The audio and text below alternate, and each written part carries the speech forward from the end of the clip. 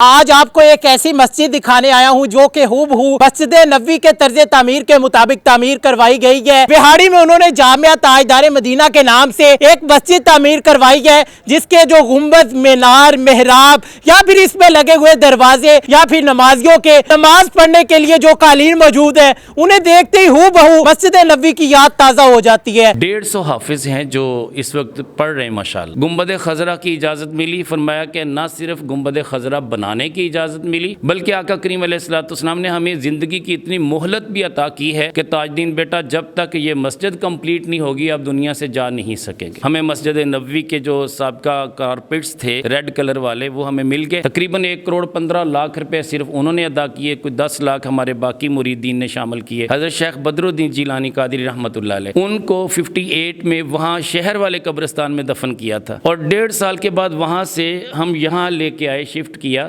تو کفن بھی سلامت تھا، چہرہ بھی سلامت تھا۔ السلام علیکم ناظرین، میں ہوں آپ کا میزبان محمد اکمل اور آپ دیکھ رہے ہیں پاکستان سٹوریز۔ آج آپ کو ایک ایسی مسجد دکھانے آیا ہوں جو کہ ہو مسجد نبوی کے طرز تعمیر کے مطابق تعمیر کروائی گئی ہے۔ حضرت تاج الدین جیلانی قادری صاحب کے خواب میں حضرت محمد صلی اللہ علیہ وسلم آتے ہیں اور انہیں کہتی ہے کہ ہو مسجد نبوی کی طرح مسجد تعمیر کروائے۔ بہاڑی میں انہوں نے جامعہ تاجدار مدینہ کے نام سے ایک مسجد تعمیر کروائی ہے، جس کے جو گنبد، مینار، محراب یا پھر اس میں لگے ہوئے دروازے یا پھر نمازیوں کے نماز پڑھنے کے لیے جو قالین موجود ہے، انہیں دیکھتے ہی ہو مسجد نبوی کی یاد تازہ ہو جاتی ہے اور ایسا محسوس ہوتا ہے کہ جیسے ہم مسجد نبوی میں موجود ہو۔ تو آئیے چلتے ہیں مسجد کے بارے میں مزید جو تفصیلات ہیں آپ کو دکھاتے ہیں۔ السلام علیکم۔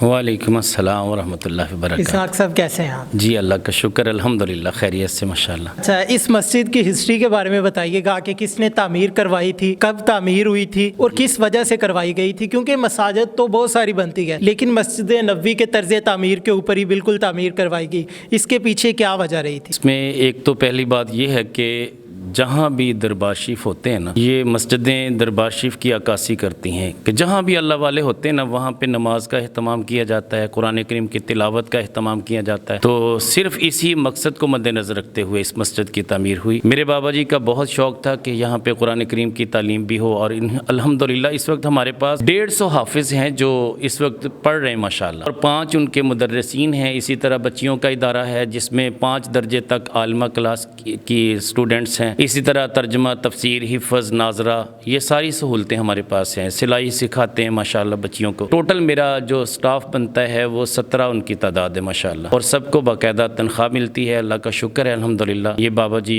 ہی کے شوق سے یہ مسجد تعمیر ہوئی، ادارے تعمیر ہوئے، الحمدللہ بڑے خیر و عافیت سے ماشاءاللہ اس کو چلا رہے ہیں ماشاءاللہ۔ اچھا، مجھے یہ بتائیے گا کہ آپ کے بزرگوں نے آپ کو بتایا ہوگا کہ مسجد نبوی کی طرز تعمیر پہ کیوں بنوائی؟ جی اصل میں میرے بابا جی کا اللہ کے پیارے نبی صلی اللہ علیہ وسلم سے بے حد پیار تھا، اور آقا کریم علیہ السلام سے والہانہ عقیدت اور محبت یہ تھی کہ اکثر میرے کریم آقا علیہ السلام کی زیارت سے مشرف ہوا کرتے تھے، اور آپ کی چاہت بھی یہ ہوا کرتی تھی کہ جب بھی بات ہوتی مجھے مدینہ طیبہ لے جاؤ، تو ہم اہتمام کرتے بابا جی کو اس حالت میں کہ آپ ویل چیئر پہ ہوتے اور فالج زدہ تھے، شوگر پیشنٹ تھے، بہت ساری تکلیفیں ہونے کے باوجود بابا جی مدینہ طیبہ میں حاضری دیا کرتے تھے، اور اکثر و بیشتر ہمیں بھی ان کے ساتھ جانا نصیب ہوا۔ تو مسجد نبوی کے طرز پہ جب یہ گنبد خضرا کے حوالے سے بات ہوئی، میں نے عرض کیا کہ ہم مسجد پہ گنبد خضرا بنائیں، تو بابا جی نے فرمایا کہ بیٹے گنبد خضرا والے سے پہلے اجازت تو ہم لے لیں۔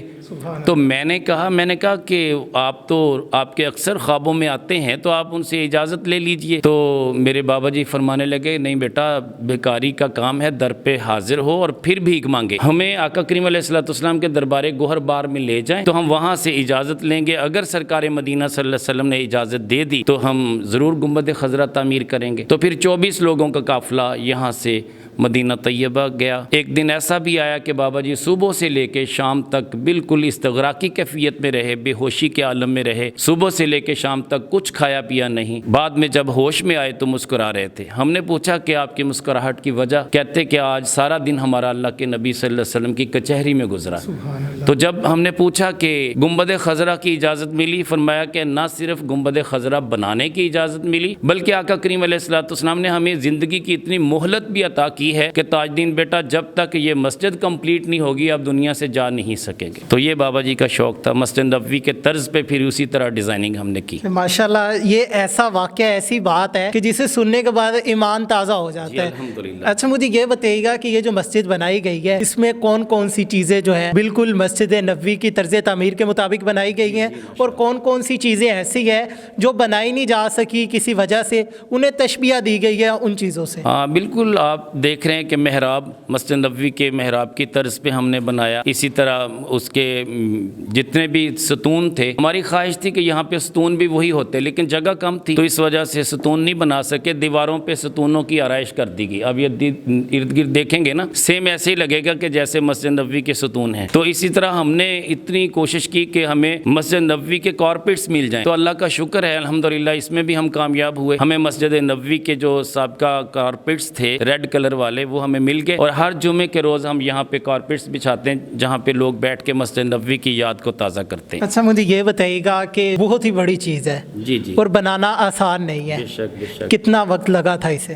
یہ تقریباً 2 سال کا عرصہ لگا تھا. 2 سال میں الحمدللہ کمپلیٹ کیا تھا. اس میں ایک سبب یہ بنا کہ میرے بابا جی کے ایک خلیفہ ہیں, خلیفہ محمد رفیع صاحب, ان کی اپنی کنسٹرکشن کمپنی ہے وہاں امریکہ میں. تو وہاں سے وہ تشریف لائے, بیعت ہوئے, تو بابا جی سے عرض کی کہ میں کوئی دین کا کام کرنا چاہتا ہوں, آپ مجھے کوئی کام ذمہ لگائیں. تو بابا جی نے فرمایا کہ ہم یہاں مسجد بنانا چاہتے ہیں, آپ یہ مسجد بنائیں. امریکہ میں بھی انہوں نے مسجدیں تعمیر کی. تو پھر یہاں پہ انہوں نے جو مسجد یہ بنائی تو اس کو تقریباً اس کا بیشتر جو تخمینہ تھا وہ انہوں نے ہی ادا کیا. تقریباً 1,15,00,000 روپے صرف انہوں نے ادا کیے, کوئی 10 لاکھ ہمارے باقی مریدین نے شامل کیے. تو اس طرح یہ تقریباً مسجد 1,25,00,000 روپے میں بنی تھی اس وقت. ماشاءاللہ. اس میں آپ نے بتایا کہ جو کاریگر ہے, کنسٹرکشن کمپنی ہے, وہ تو امریکہ سے آئی تھی. نہیں, امریکہ سے نہیں آئی.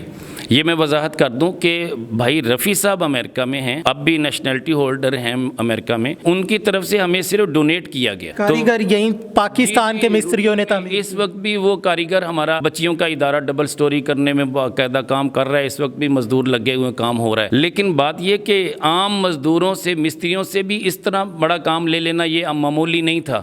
اس میں بحرین سے آئے ہوئے میرے کزن ہیں جو اس کام میں خاص طور پہ معاون رہے, اور انہوں نے اس طرز تعمیر کو دیکھا اور بہت اچھے اچھے فوٹوز قریب ترین نیٹ سے بھی ہم نے ڈاؤن لوڈ کیے, اور مسجد نبوی میں جا کے بذات خود ہم نے وہاں سے تصویریں لیں. تو پھر گنبد خضرا کی تیاری کا مرحلہ آیا, میناروں کا مرحلہ آیا, یہ آرچوں کا مرحلہ آیا. یہ ساری چیزیں ہم نے اپنی نگرانی میں باقاعدہ فوکس کیا اور ان کو مستریوں کو باقاعدہ گائیڈ کرنے کے بعد بنایا. کچھ چیزیں ایسی بھی ہے جو باہر ممالک سے منگوائی گئی ہے, یا پھر تمام تر چیزیں پاکستان سے ہی اویلیبل ہو گئی تھی؟ جی, ہر چیز پاکستان میں اویلیبل ہے.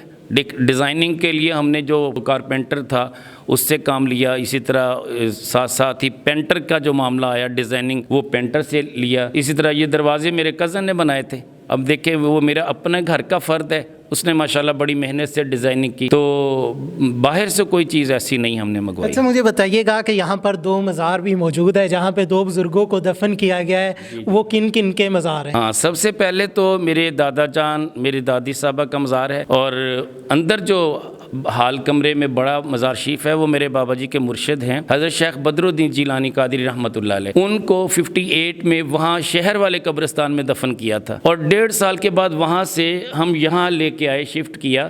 تو کفن بھی سلامت تھا, چہرہ بھی سلامت تھا. سبحان اللہ. بس ان 2 جگہ پہ دفن ہو گیا. جی جی, یہ 2 جگہ, گویا کہ دوسری جگہ ان کی یہ ہے. تو وہ اللہ کے نیک بندے تھے, برگزیدہ تھے, نماز تہجد پڑھنے والے تھے, نمازی تھے, قرآن پڑھنے والے تھے, کثرت سے درود و سلام پڑھنے والے تھے. تو یہی وجہ کہ اللہ نے ان کو قبر میں بھی اسی طرح صحیح سلامت رکھا. تو جب 1.5 سال کے بعد قبر کھلی تو لوگ یک کے بعد دیگرے آتے رہے, دیکھتے رہے, زیارت کرتے رہے, اور جوک در جوک لوگ آئے.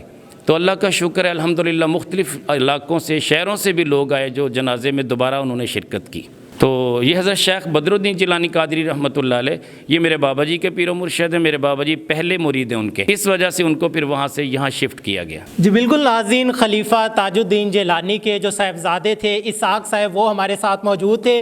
انہوں نے مسجد کی ہسٹری کے حوالے سے بتایا کہ کس طرح بابا کے ذہن میں ایک خیال آیا تھا۔ ہم نے انہیں بتایا کہ اس طرح ہم گنبد بنائے، تو انہوں نے کہا کہ پہلے اجازت تو لے لے۔ پھر حضرت محمد صلی اللہ علیہ وسلم ان کے خواب میں آئے، ایک دن تک وہ بے ہوشی کے عالم میں رہے ہیں۔ ان کے بعد انہوں نے بتایا کہ صرف گنبد کی نہیں بلکہ پوری مسجد کی جو پرمیشن ہے وہ مل گئی ہے۔ اس کے بعد اس مسجد کی جو تعمیر کا کام تھا وہ شروع ہو گیا ہے، اور 2 سال کے عرصے میں یہ مسجد جو ہے تعمیر کی گئی ہے، اور مسجد ایسی بنائی گئی ہے کہ جسے دیکھنے کے بعد ایمان تازہ ہو جاتا ہے۔ اپنے میزبان محمد اکمل کو دیجیے اجازت، اللہ نگہبان۔